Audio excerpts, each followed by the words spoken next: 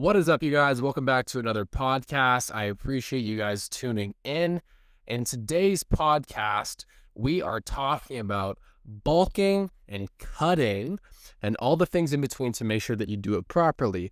The first thing that I wanted to say, first of all, of course, I say this every single podcast, but just thank you guys so much for all the love and support on the podcast. It means a lot. And if you have not yet, make sure you follow and like the episode that you're watching, just because it pushes it out into the podcast universe and helps the podcast grow.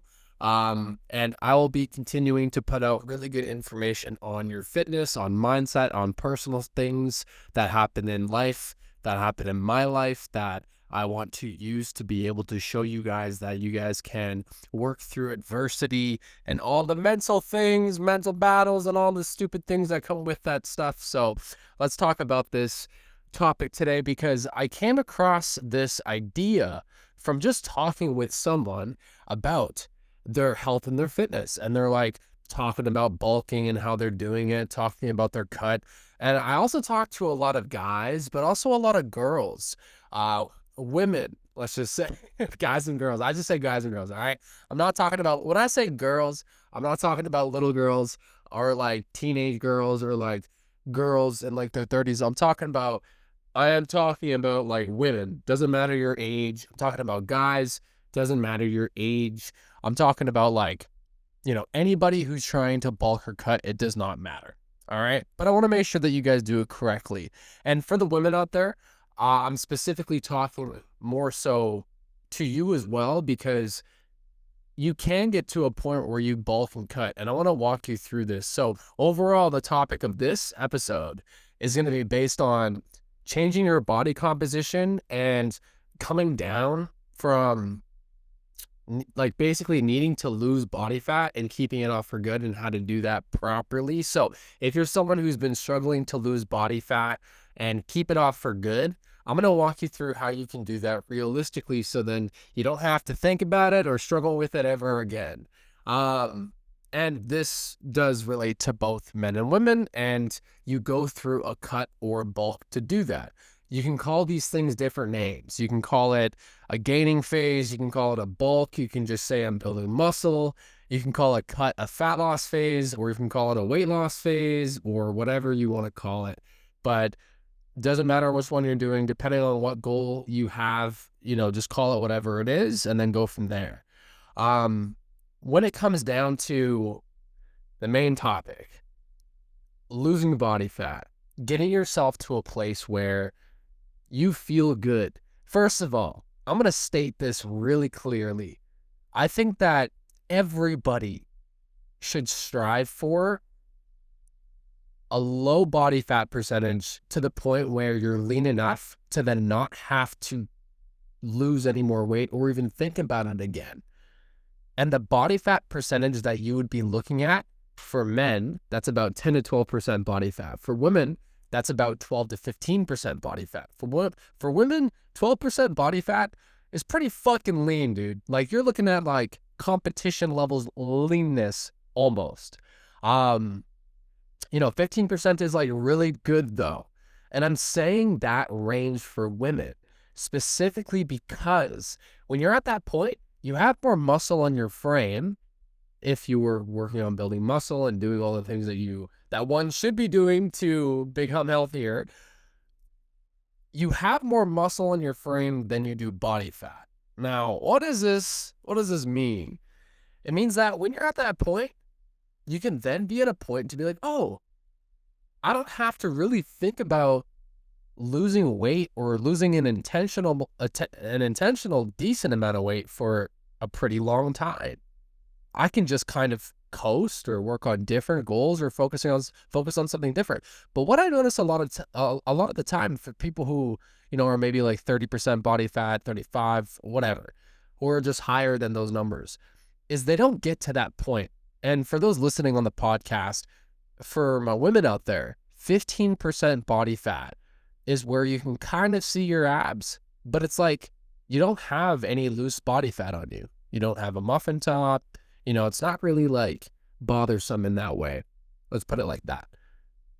Now, when you're at that point, again, you just don't really have to think about it again. And so that's why I think it's like one of the most ideal body fat percentages to get to for women. For men, that's probably around 10 to 12%. Like 12% is around that point where like your abs are coming in, you're looking pretty lean.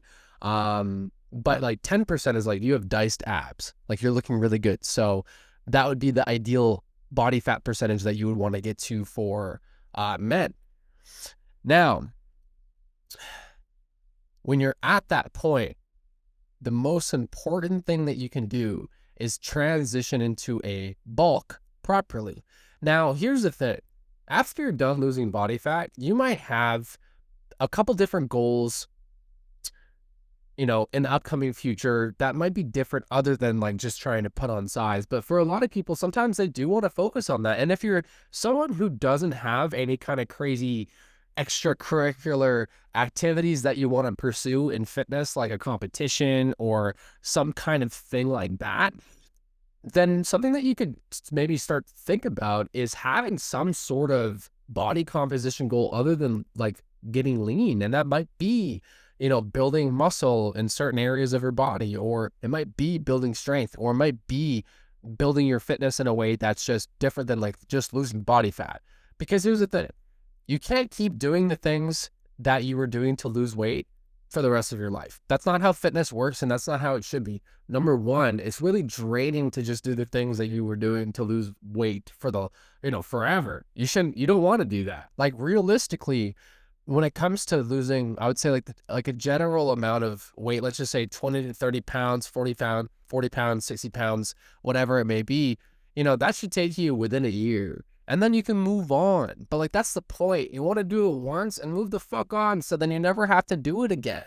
Like, and that's what I help my clients with. But what I see a lot of the time is people just continue, like they just don't reach that level of body fat percentage that I just talked about, and then just keep doing the same things over and over again. But it's like they're stuck in this phase forever. And then they really don't get to experience the good feelings of, being at a really healthy place with your body. And yes, that is determined by body fat percentage. And they don't get to experience all the good that brings.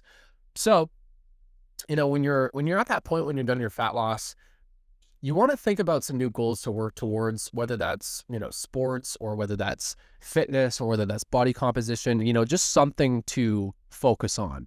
Because if you don't have that, number one, your motivation can go dry. Things can just feel a little bit weird. And even for me, I've had to set some goals along the way that were new for me. I had to do a little self-discovery to find some different things that I wanted to do other than bodybuilding, other than, running, other than, what I mean? Other than just trying to focus on building muscle, losing fat, building muscle, losing fat. But, that might be your thing for a bit. But after a while, it kind of just gets boring unless, you have a goal that requires you to do so.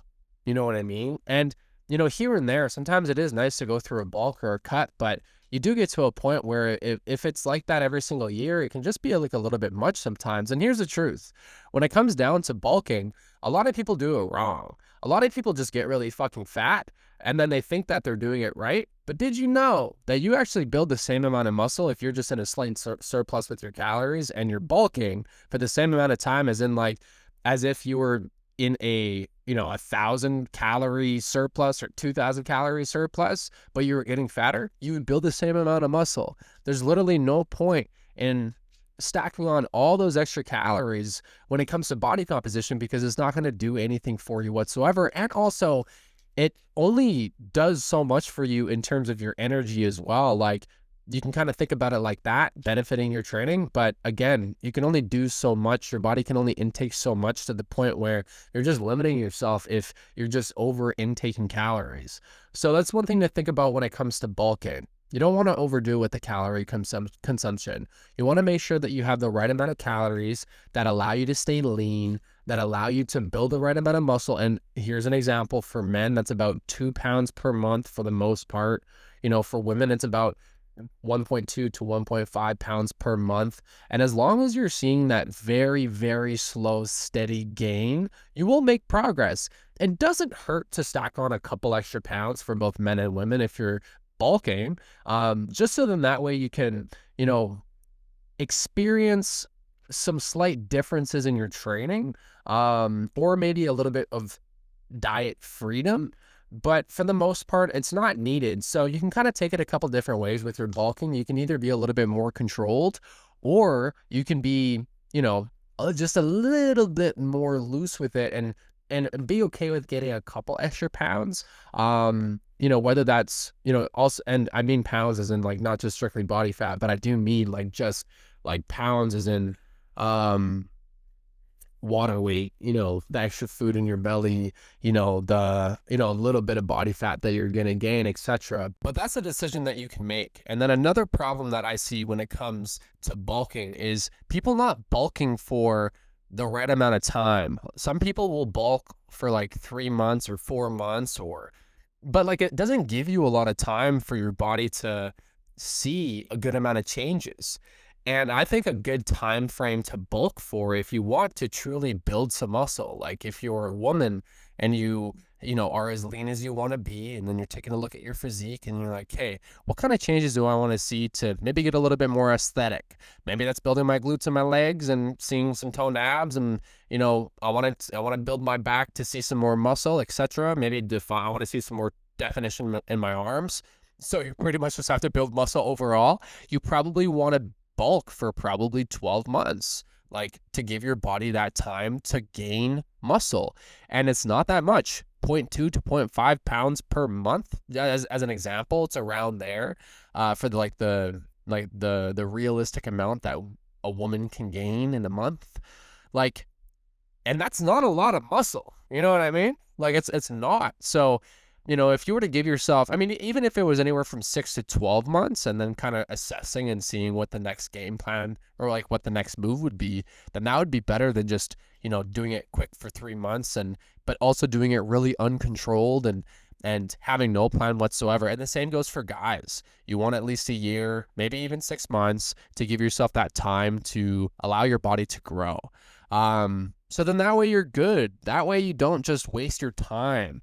Because it's really hard to go through a transition of bulking and cutting and bulking, especially if you're doing it multiple times throughout the year. And if anything, you only want to make that transition at least maybe once, if not none. But, more so here and there.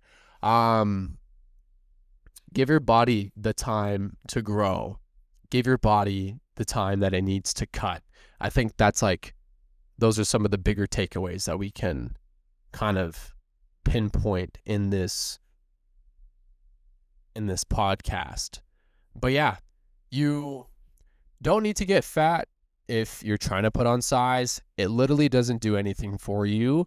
You might want to gain a little bit of body fat only because when you're trying to cut, it's a little bit more strict, right? It always is. So having a little bit of that flexibility allows you to have some mental freedom. But truly, like, if you have some body fat to get rid of, get to the point where you get rid of it. Search up those body fat percentages. Take a look at them on Google Images to see what I mean. Because when you're at that point and then you just build off of it, like you just lean build and then you don't get fat again, like you get to a place where you just really don't have to think about your body weight in the way that you did. Like it's really the next level. You truly unlock a lot of freedom with yourself and the way that you live your life. And that's something I want everybody to experience, because like that's the way that I live my life. I mean, I am really strict. I have my routine. I'm strict with my eating and my training and everything, but I have a lot of flexibility, which is very nice. It's because it's like this stress that's like off my plate, and I already know what it would be like if that stress was on my plate. And so just know that you can get to that spot. But again, it's about having a plan, and then having a plan for the plan, and then executing the plan to make sure that you can get to the goal, and then moving on to the next step. Okay. And then making sure to always set the new goal, but it has to be realistic. And just know that all these facts that I'm taking away, or that I'm talking about in this podcast, like they are science-based facts. Like this is real. This is also, I've been a coach for 6 years. I've been training for 15, multiple certifications, blah, blah, blah, my own research, not trying to boast myself, but like, I know some people second guess people anyways, but I'm just putting it out there that like, this is all like backed by science. and and it's also just what I recommend as a person, to another person who's really trying to change their body composition into something that they want. So then that way they can live the lifestyle that they want. That's going to be it for this podcast, guys. If you have any questions, let me know. Other than that, stay positive, and I'll talk to you soon.